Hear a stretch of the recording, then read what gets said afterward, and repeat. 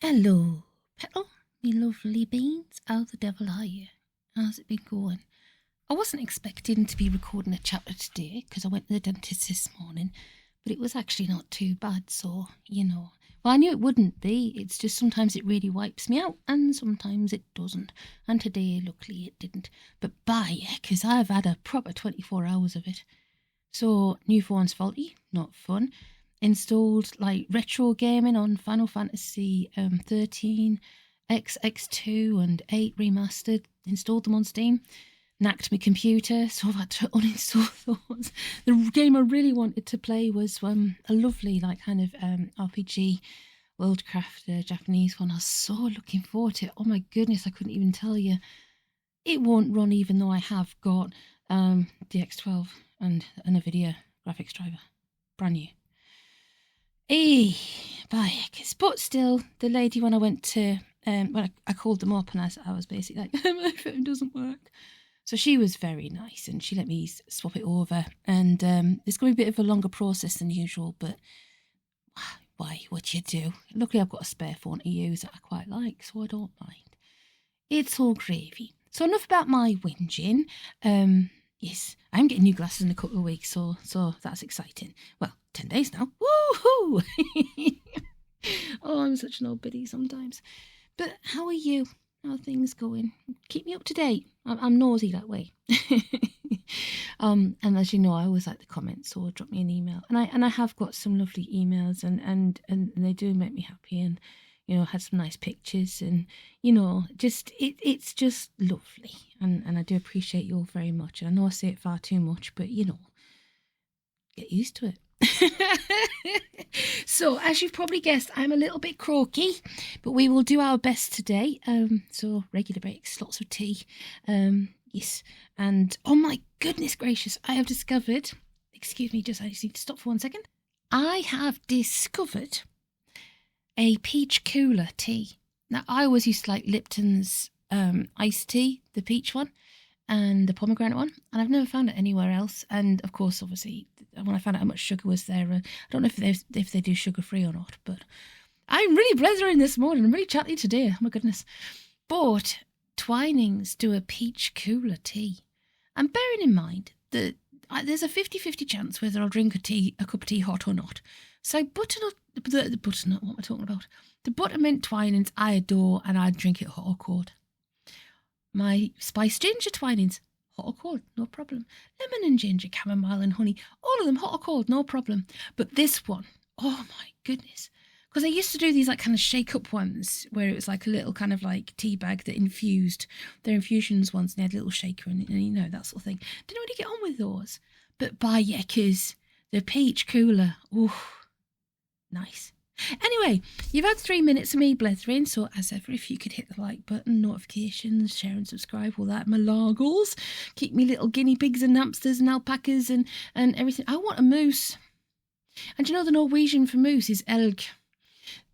Yeah, so it's kind of like a moose is an elk in Norway, but an elk is an elk in Canada, I think. Anyway, chapter 11, Painted Dragon by Tom Holt. Sorry. Try that again. The job, Chubby explained, is basically very simple. It was, the dragon wanted to point out, perishing cold. The air was full of high-velocity snow, which he could feel even through his scales. There was nothing to be seen in any direction except flat white. Chubby and the dragon stood alone in an albino wilderness, like the last two balls on a white snooker table. Narrator's note, that whole thing about... I can't remember who said it, and I do apologise, but one of the lovely comments I got was like, I can't understand why people would watch snooker in black and white. Facts! I digress. That is not to say, Chubby went on, that it's easy. Easy and simple don't necessarily mean the same thing. What I want you to do is simple, as opposed to complicated, but very, very difficult. With me so far? The dragon couldn't speak, because his teeth were chattering like a school party in a theatre, so he nodded instead. All you have to do Chubby continued, is fly. Any direction you like, as fast as you possibly can. Direction doesn't matter because we're at the North Pole. Speed, however, is of the essence. The dragon frowned. Don't you mean time? He queried. Chubby grinned. That, he said, is either a naive remark or a very poor joke. Now then, here's your parcel. Don't drop it. When I want you to stop, this little buzzer thing on your collar will bleep. Wonder of microelectronics, that cost me a fortune. He paused, recited a checklist under his breath, and took 5 steps back. When you're ready, he said. The dragon shrugged. Now. Theory. Travel faster than light around the Earth and you can move forwards in time. A likely story. Like all great hypotheses, the theory of relativity relies on the basic assumption that nobody will ever be able to do the experiment which will prove it wrong, and anything that can't be disproved must be true. Garnish with fresh mathematics, heat and serve. But supposing it's true and feasible, think not of the fame, the glory and the Nobel Prize, but of the commercial possibilities. Correct? There are none. That's why it's a safe hypothesis. Nobody will ever try the experiment because there's nothing in it for the institutional investors. That's why there's a whole set of scientific theories about the nature of the space-time continuum and rather fewer about the medium-term acceleration of racehorses. It would be different, of course, if you could send them a messenger from the future back to the present. Notebook crammed with stock exchange results, football scores, winning lottery numbers and the like. But that's impossible, according to the theory. Guess why? The truth is that it's possible. Simple. Even, see above, to travel back through time in roughly the same way as you can travel forwards. It involves flying around the world, yes, but at a rather different tempo. Narrator's not a la Superman, genx's, you'll know what I'm talking about. I digress. To go forwards, you have to try and fly faster than light. To go backwards, you have to fly slower than history. The maths goes like this. Oh, I love it. Narrator's not here. I love an algebraic equation. Oh, okay. T minus D equals H. P equals N plus H. Where T is time, D is disinformation, H is history, P stands for the past, and N is the now or the present. Now, for anybody who missed the first 16 lessons, here is a very simplistic summary. The past is made up of the present plus an awareness of there having been a time before the present. The awareness is called history. The speed at which history travels is equal to the speed of time, less the time it takes to record it. The recording of history is slowed down by disinformation, official secrets, the reluctance of participants to tell the story because of the repercussions of themselves, and so on. The quantum, narrator's not, I freaking hate that word. I used to absolutely love that word, quantum theory, great, sure. But there was a particular CEO who used to use it thinking he was smart, and he was saying, we've got to have a quantum dynamic way of working. Do you know what quantum means? No. Okay then. Anyway, I digress. And he did speak. He did actually speak like that. That's how I learned how to speak Irish. I digress. Back to the story. Okay, we were having fun there before I went waffling off on a tangent. Okay, no more tangents. We're going to get on with the story. The quantum of D varies from nation to nation, culture to culture. In Britain, there's a 30-year rule, which means that nobody can look at important official documents for 30 years. Whereas, in the USA, the Freedom of Information statutes say you can see them straight away. Now, it's not, that's actually changed. There is actually a Freedom of Information release thing nowadays, but I digress. Except for the really important ones, which nobody ever gets to see at all. In some regimes, history gets rewritten every time there's a change of government personnel. The constant D is therefore not a constant at all. Accordingly, history moves at a different speed depending on where you are, and in some places it's at a complete standstill or moving backwards. Fly around the world, therefore, and you are constantly crossing into different history zones. As you soar over the continents, the retrospective march of time from present to past is taking place at all sorts of different speeds. Instead of being a tidal wave crashing relentlessly down onto the reef of the present, the advance of history is a confused mess of recollection particles swarming about in no sort of order at all. And there are always particles that move so slowly in comparison with the others that they're getting left further and further and further behind. Relatively speaking, going the wrong way.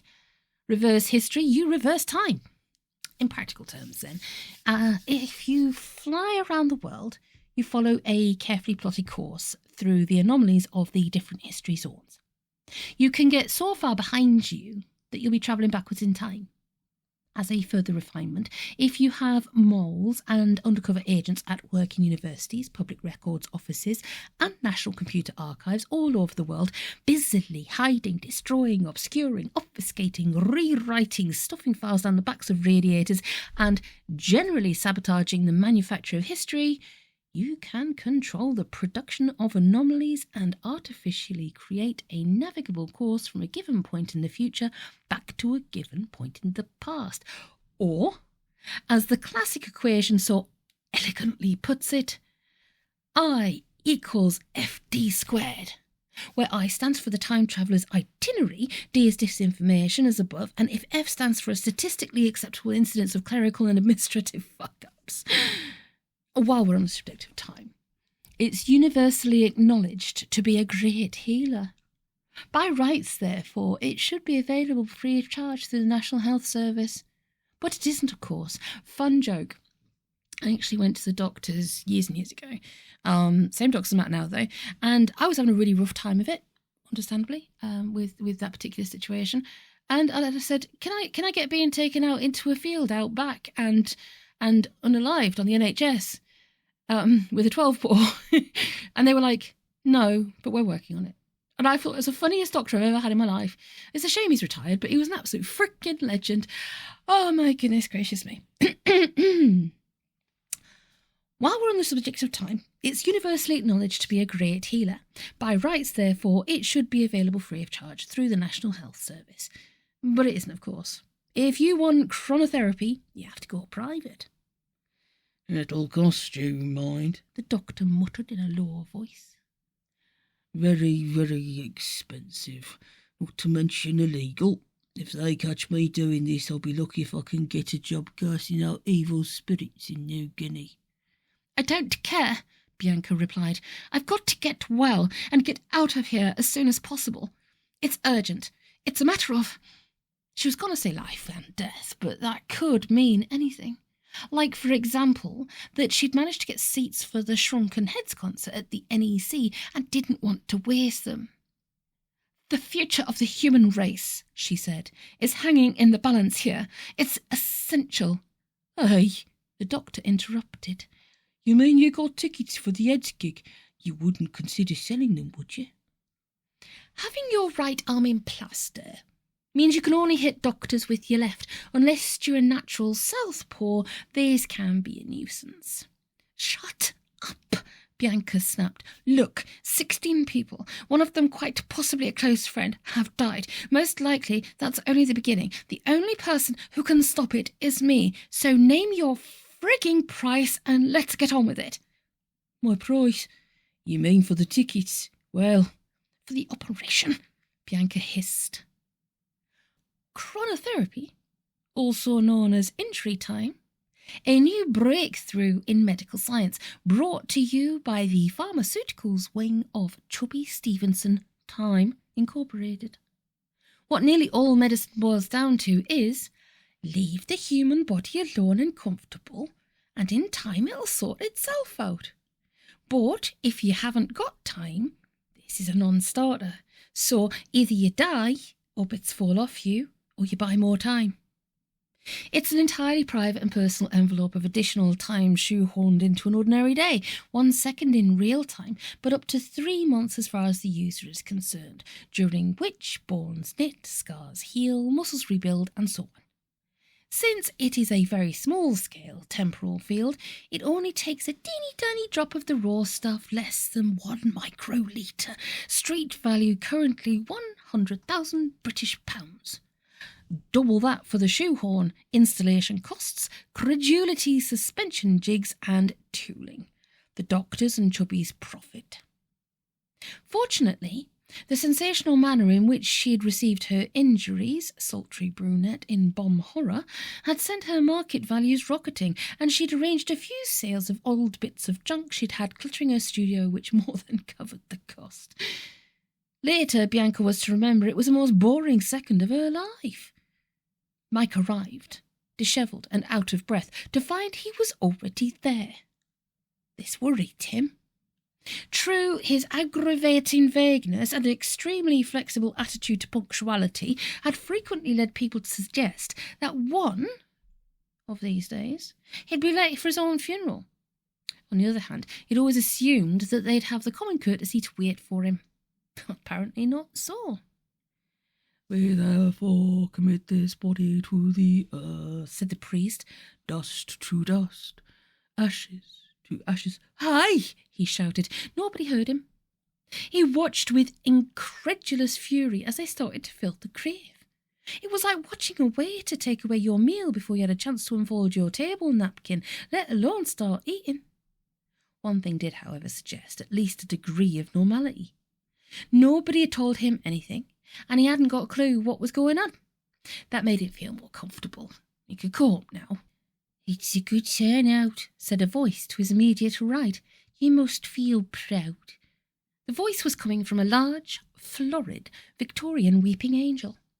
She'd seen better days. Acid rain, vandalism, and the trainee assistant gardener, who sharpened his billhook on her marble ankle, had all taken their toll, leaving her looking like something found in a sink trap. Mike recoiled slightly. "Be like that," the angel said, apparently not offended. "Let's face it, you know oil painting yourself. Although that said, in a bad light, you pass for a second-rate Jackson Pollock." "I beg your pardon?" The statue sighed. "Sorry," it said. "I forgot. You're new. Find a puddle or something. Take a look at yourself. Or rather," she added quickly, "don't. Probably best if you remember yourself the way you used to be." Mike sat down on a tombstone. As he did so, he studied the process. As far as he could tell, he was solid and real. He could feel the stone against his trousered leg, and when he tried to pass his arm through an ornate granite cross, it just wouldn't go. He tried again, only harder. When he banged his wrist on the stone, it hurt, and a little smear of blood showed in the graze. In one sense, reassuring, in another, disconcerting.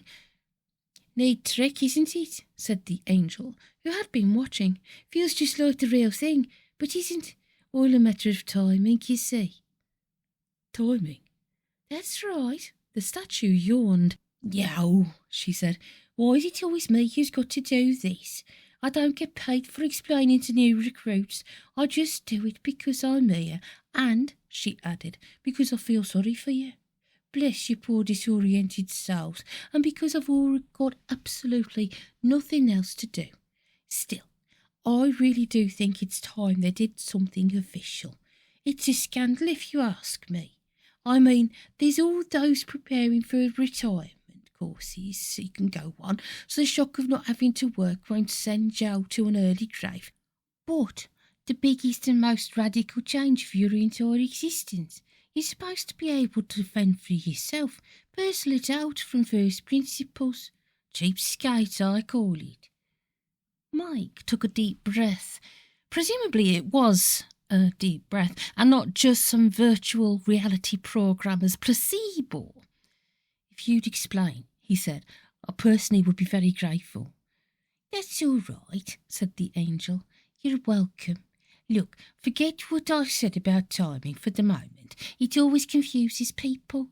Think of a radio, right?" Mike thought of a radio. "Now then," the statue continued, "there's hundreds, maybe thousands of different radio signals blooming about simultaneously, but the radio only picks them up one at a time. That's because it's tuned in to one specific frequency." The angel paused. "Nobody told me this, by the way," she added. I had to work it out for myself. It's true, though, 'cause I had it confirmed by official channels when I asked them. They're very good about answering inquiries, so long as you don't forget the stamped addressed envelope. Please go on, Mike said. Like radio waves, you said.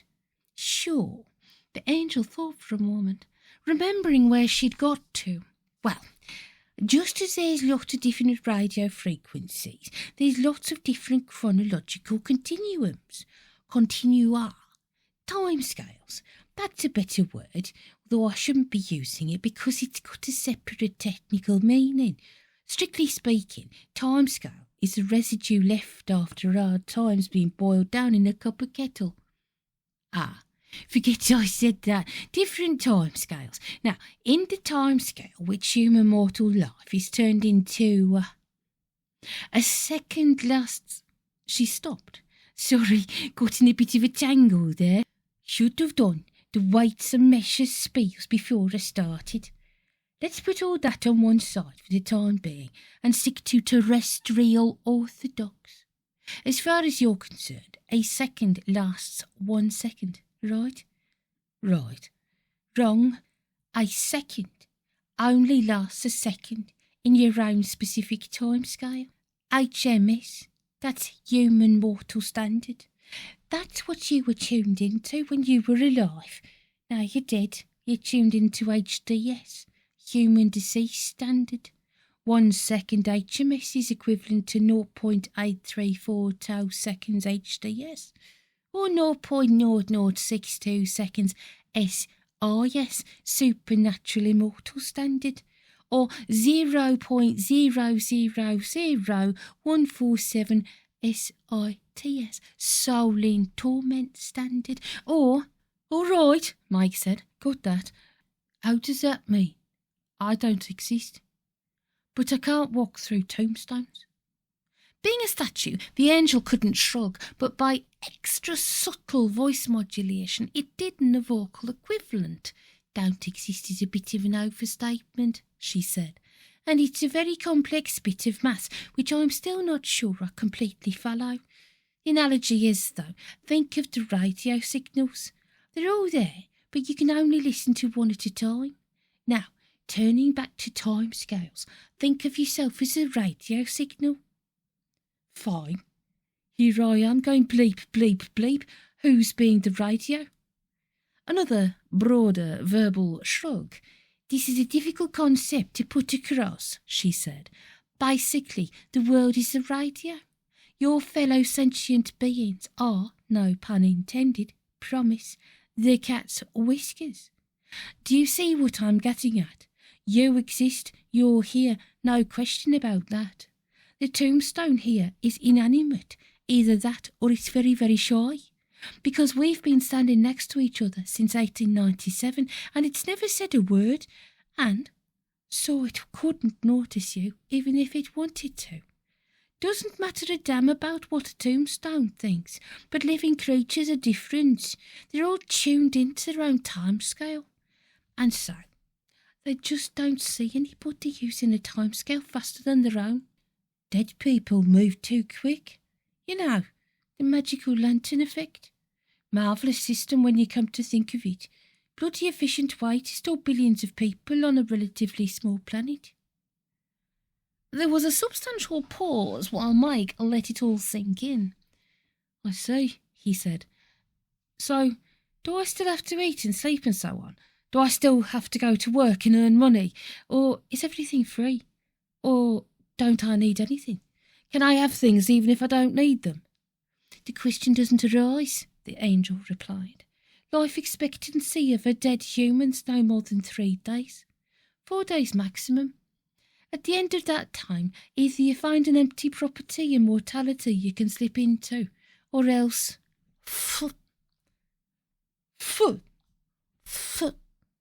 That's yet another gross simplification, the angel went on, apologetically. But so what? I'm pretty shaky on the theory from now on. What actually happens, I think, is that you start to speed up to such an extent that time just zips by in a meaningless blur before you know it, you've reached the end of the universe. entropy time, the big nothing, like you fast forwarded and there you are at the end of the tape. What happens after that is beyond me. Maybe they wind it back. Maybe they take it back to the library and get out another one. Let's put it this way. You'll know the answer to that particular part of the story long before I will, so if you can, be sure to send me a postcard. I say that to all the new arrivals, the angel added, and I've never had anything from any of them, but maybe they just forgot. 4 days. 4 days tops. Mike felt ill. The grey of storm was still there under his backside. The breeze was still a little on the chilly side, but he felt as if he was already hurtling past, like a child on a combination merry-go-round and Ferris wheel. You said something about an empty property, he remembered. What's that all about? Thought you'd ask, replied the angel. They always do. Just occasionally you can slip back in. Sounds nice, but it isn't. No, wouldn't fancy it myself, the angel replied. The reason being, you don't go back into HMS time, so you can't be a human or a cat or a golden eagle or stuff like that.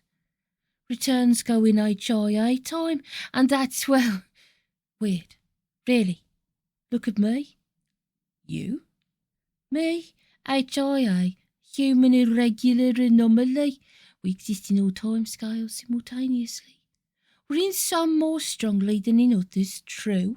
And in practice you ignore everything except HMS, HDS and a few others because, come on, let's ride this radio analogy until it falls to bits. The signals are faint, crackly and in Norwegian. Anyway, that's what happened to me. I came back as a statue. No bloody fun at all. A statue? That's right.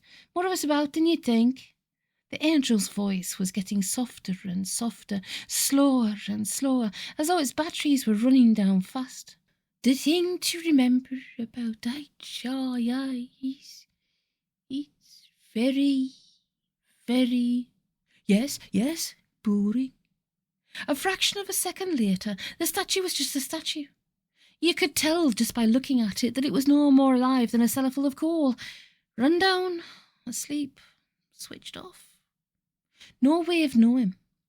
Mike stood up, felt pins and needles from his knees to his ankles. 4 days. 99% light speed. Head forward, wings back, tail streaming behind him. The dragon bulleted on through the murderous slipstream.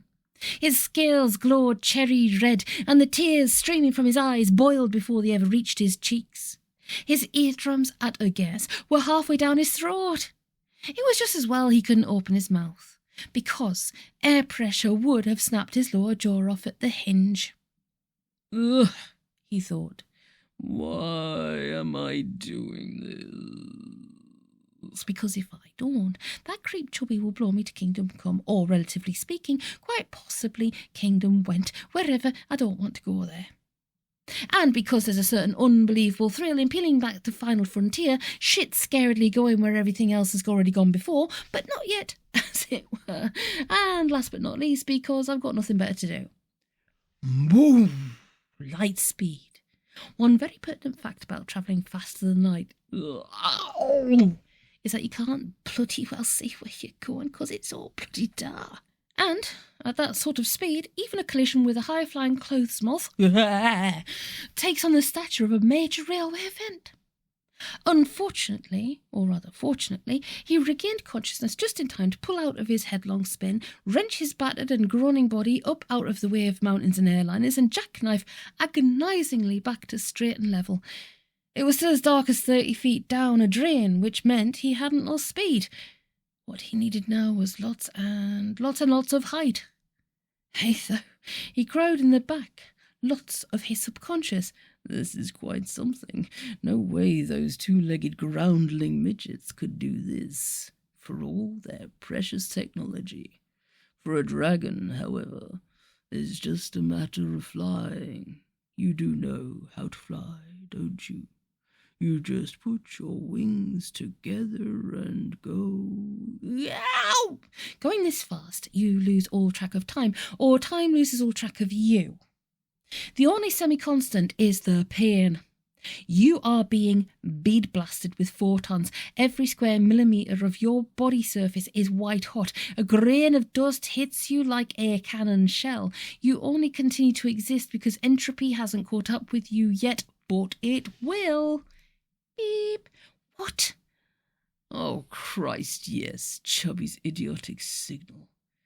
I can slow down now, just when I was beginning to enjoy myself. The lights came back on, and then the dragon was no longer faster than light, just very, very fast, racing but no longer against the clock. Now then, the trick is decelerate slowly. In this context, sudden sloth would hit like a brick wall. The sound came back on, the vertical hold adjusted itself. God had fiddled with the aerial. Congratulations, we all knew you had it in you. Ha ha! What the hell? The dragon's brain cleared, and he realised it was a pre-recorded message, playing tinily and not quite at the right speed through a miniature speaker inside his ear. He slowed down a little more. Please proceed to the following coordinates. Longitude. Fuck you. The dragon howled. I haven't got a map. 16 minutes west, or in layman's terms, the bookstall in Rockefeller Plaza. You will there buy a copy of the New York Times and return to page 4. Estimated you will arrive in 9 minutes. High over New York, the dragon found out what the parcel was for. His dragon body suddenly vanished, and he felt a rather different, more vindictive slipstream tearing at his human incarnation. He realised that it was a parachute. New Yorkers are hard to face. A windswept man with streaming eyes and untidy hair parachuting down onto the concourse at Grand Central is, to them, just another guy trying to beat the rush hour. So finely tuned is the New Yorker's inbuilt radar that they got out of his way as he landed without even looking at him. He picked himself up. No need to dispose of the parachute. In the second and a half during which he'd been rolling around on the floor, feeling acute pain in both knees, the parachute had been unbuckled, stolen, and spirited away. By now it had probably been converted into 300 silk handkerchiefs in a lock-up somewhere in Queens. Feeling slightly shaky and, for once, almost out of his depth, he tottered to the bookstall, picked up a newspaper, and looked at the date. All that trouble and effort, and he'd fast-forwarded 6 lousy weeks. He turned to page 4, as ordered, jotted down the closing prices, then the sports pages, then the lottery results, then, out of curiosity, he glanced at the front page and saw a headline. The Times, which isn't your run-of-the-mill sensationalist fish wrap, had let its hair down. There were screamingly vivid action pictures, big headlines, interviews with witnesses, angles. Turned to page 6, continued on page 7. It was a big story, full of twists, nuances, implications. There was even a 3-column feature by a 1D Bennett, linking the bizarre events to contragate the Bermuda Triangle and the assassination of Abe Lincoln. The gist of the story, however, was straightforward enough. 12 hours ago, in Mongolia, St. George had killed the dragon. Mike didn't sleep well. For one thing, since he was going to die, fast forward, whatever, in 4 days he begrudged the time. Also, although he'd never been particularly superstitious, kipping down in a graveyard didn't appeal to him, particularly since he now had the feeling that he'd be able to see his fellow deadlies and maybe they weren't very nice to look at. Mostly, though, he didn't sleep because he was worried. 4 days to find, what the hell was it he was looking for? An anomaly, he supposed. But what the hell does an anomaly look like? Apparently like a statue. Not any old statue, though. He'd already tried that. There were plenty of statues in the graveyard, and he'd knocked loudly on each one, prodded them for disguised doors and escape hatches, even tried climbing in through ears and open mouths. Failure. By the time he'd finished, he was beginning to hallucinate no vacancy signs. Statue. A statue. Jesus, yes, a statue. Piece of cake, surely, because wasn't the most gifted living sculptress, despair is a mother of exaggeration, a personal friend of his, who also happened to owe him one hell of a favour? By the time he'd worked that out, it was 6:30 and the buses were starting to run. It caught the 37, which went to the hospital. Now, buses are inanimate, though they're capable of malice. Ask anybody who's run after one, only to watch it draw away from the curb at the last minute, and accordingly was solid and real enough for him to get on board without falling through the floor. He had no trouble finding his seat, in spite of the fact that there was standing room only. But, all right, so Bianca can sculpt me statue to live in, central heating, air-conditioned, all mud cunt. First, though, I've got to find a way to get a message through to her. How the hell do I do that exactly? By the time the bus drew up outside the hospital gate, the only answer that had occurred to him was improvise. Well, he could do worse. Bianca stirred. Precisely 1 second ago, she'd been very ill. Bianca the human jigsaw, held together with skin, plaster and force of habit. Now, though, she could feel the integrity of her newly restored bones. She was fit, strong, ready to face the incredibly daunting task now facing her. She was also, of course, covered from head to foot in plaster, and her limbs were tied to the ceiling with thick wire. "Hello," she shouted. "Nurse, I think I'm better now. Can I get up?" Needless to say, they ignored her, and an alarming thought walked flat-footed across the wet concrete of her mind. Maybe they would not believe she was better, and were going to keep her like this for another 6 weeks anyway. It was then that the table began to move. At first, Bianca put it down to a heavy lorry trundling by in the road below. When it stopped simply wobbling and began to tap dance, she began to wonder. "Mike," she whispered. Grimly, Mike lifted the chair and tapped out a phrase. "'Cause I'll be there, putting on my top hat, drying up my white tie." "Mike," Bianca said sternly, "stop making that awful noise. You'll disturb the other patients." The table stopped moving. Feeling very foolish, girl gets bang on head, are stuck in thin air, and you're saying she's ready to go home? Get real, nurse, please. She whispered, "Mike." No reply. "Mike, if you want to communicate, God, how? Don't try and answer. Look, I'll think of something." What? Hell. She looked around. Lying at the foot of the bed was one of those horrid comics. "Can you pick up that magazine?" The pages riffled. "Good. I'll pretend to be reading it." She picked it up. To answer, turn the pages till you find something that's as close as you can get to what you want to say. Riffle, riffle. The magazine was now open at the agony column. "You've got a problem you want help with." Riffle. In front of her was a feature. "Mortgage repossession left my family homeless." "You're in financial difficulties." "Mike, you're dead. How can you be in..." Riffle, riffle. "Exchanging contracts, part 4 in our series on moving house." Bianca thought for a moment. "You're homeless. You've got nowhere to go." Riffle, riffle. She looked down and saw the front cover. The name of the magazine was Yes. "I see," Bianca said inaccurately. "So, how can I help?" Riffle, riffle. "Article on improving your garden. Photograph, petunias, flowering cherry, crabapple tree, herbaceous border, garden norms." "You want me to plant a tree for you? Is that it?" Riffle. Another photograph. View of Piccadilly Circus. Further riffle. View of Trafalgar Square. Further riffle. For only $99.99 you can own this beautiful porcelain figurine. A statue. You want me to carve you a statue? Riffle. Front cover.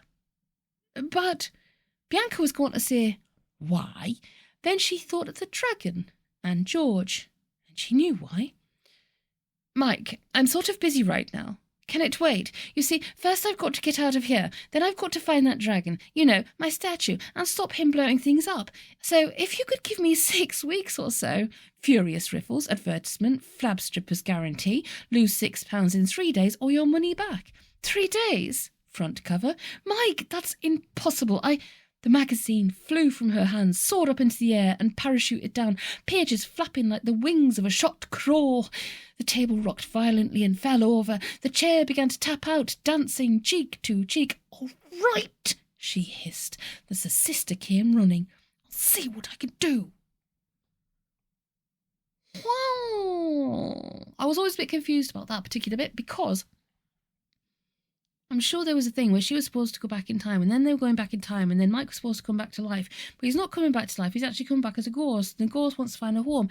And the home wants to kind of like be found in the next 4 days because of the whole sort of like time-space anomaly. Ah, crikey. Yes. Anyway, yes, there's a bit of a manhunt going on. Hopefully that's not around here. Let's have a little look-see. Oh, it's Rotherham. That's fine. We can deal with that. That's far, far away is fine. We don't mind. Yes. Anyway, so hopefully, all being well. Thinking about it, I might not be on point on Friday. We might have to wait until Saturday for the next instalment, depending on how my vaccinations go. But I have to get them done. If I can do an extra chapter tomorrow ahead of time, I will. And I know you guys never mind because you're lovely and fluffy and awesome. But as I said, it might be a case of it'll either be tomorrow or it'll be Saturday. Phew. My brain's all over the place today. You must excuse me. I've been whiffling on and it's gone off on a tangent and then the news popped up on my Kindle. Well, it's not a Kindle, it's a tablet, but you know what I mean. So anyway, my lovely beans, I adore you. I appreciate you. Especially when you leave me likes and comments because I like to chat away to you because that's the social highlight of my week. Well, apart from going to the dentist this week, but, you know, they're always nice at the dentists. So I will catch up on doing tunes at another point, but I'm a little bit tired. So I'm going to skip you off and I hope you get lots of nice rest and you hydrate and you stay warm if it's cold there and you stay cool if it's warm there. So take it easy, take care, Petal, and I'll see you soon.